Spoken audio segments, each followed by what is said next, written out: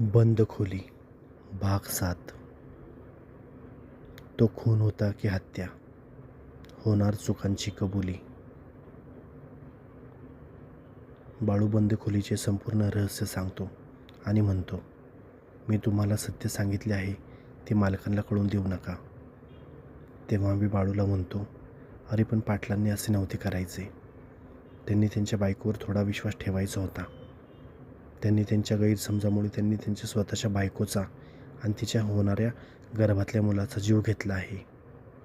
बाळू म्हणतो की पाटलांनासुद्धा त्यांची चूक नंतर समजली, पण तोवर वेळ गेली होती.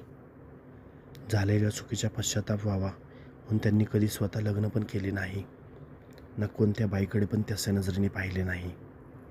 शिवाय त्यांच्यानंतर त्यांची सर्व मालमत्ता गावाच्या विकासासाठी वापरावी म्हणून देखील त्यांनी तसं मृत्यूपत्र केले आहे. पुढे बाळू म्हणतो, आजच्या रात्री मी वाढत नाही, मला जरा बाहेर गावी जावं लागत आहे, तर तुम्ही तेवढं मालकांकडे लक्ष देता का? मी बाळूला सांगतो की तू जा बिंदास, मी आहे, इथली काही काळजी करू नको. पण माझं डोकं चालायचं बंद झालं. काय बोलू काय नको असं झालं. मी झोपत असताना माझ्या कानावर पैंजणांचा आवाज येतो. मी उठून बाहेर जातो. मला समजली होती की त्या पाटलीनबाईच आहेत. मी दारात बाहेर जाऊन उभा राहतो आणि तेवढ्यात दारावर जोरात धडक बसते. आतून बाळाच्या रडण्याचा आवाज येतो. मी हळूहळू दार ढकलतो तर आत अंधार असतो. मी बघतो तर तिथं बाळाचा पाळणा हलत असतो, पण पाळण्यात बाळ नसते.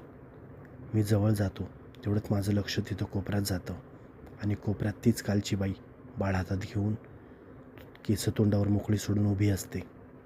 मी पूर्ण घाबरलेला असतो. मी पाऊल मागे टाकणार तोच ती मला म्हणते, थांब, जाऊ नको, मी तुला काही मारणार नाही, पण त्याबदली तुला मला न्याय मिळवून द्यावा लागेल. मी घाबरत विचारतो, ते कसं? तेव्हा ती म्हणते, पाटलाने फक्त त्यांची चूक इथे येऊन माझ्यासमोर येऊन कबूल करावी. तेव्हा मी म्हणतो, असं झालं तर तू मुक्त होशील का? तेव्हा ती हो म्हणते. मी खोलीबाहेर जातो, दार लावतो.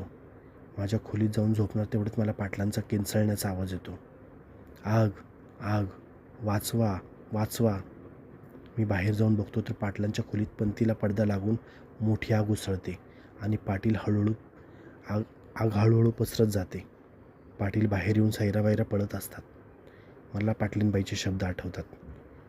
पाटील तिथे जाऊन कबूल झाले तर मार्ग निघेल, पण त्यांना तिथं बंद खोलीत कसं घेऊन जाऊ हाच मी विचार करत असतो. आणि पाटील तेवढ्यात बरोबर तिथं खोलीजवळ जाऊन